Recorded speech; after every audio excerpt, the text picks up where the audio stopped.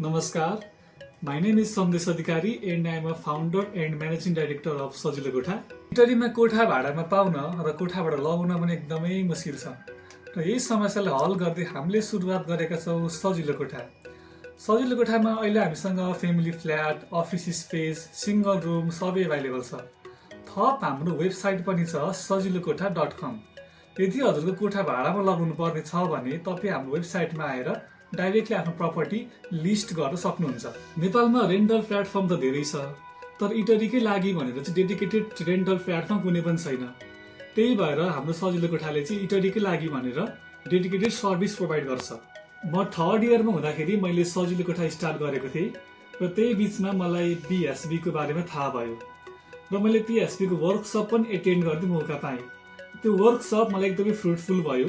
जस्तै कि how to brand a business, how to register your business in Nepal हैन, अनि कसरी इफेक्टिभली मार्केटिङहरु गर्ने, बिजनेस मोडल क्यानभास भनेको के हो, रजिस्ट्रेसन प्रोसेस के छ नेपालमा, यी लगायतको धेरै कुराहरु मैले PSB को वर्कसपबाट सिक्न पाएँ।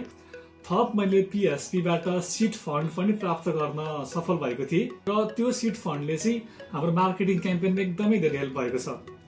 सजिलो कोठाबाट कसैले कमर्सियल स्पेस बुक गर्दैछ भने हामी उहाँहरूलाई आफ्नो रेन्टल स्पेस मात्र प्रोभाइड गर्दैनौं, हामी उहाँहरूलाई हाम्रो डिजिटल मार्केटिङ र ब्रान्डिङको सर्भिस पनि प्रोभाइड गर्छौं।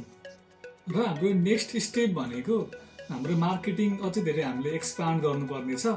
सँगसँगै हामीले चाहिँ बिजनेस टु बिजनेस B2B पनि हामीले फोकस गर्नुपर्ने छ।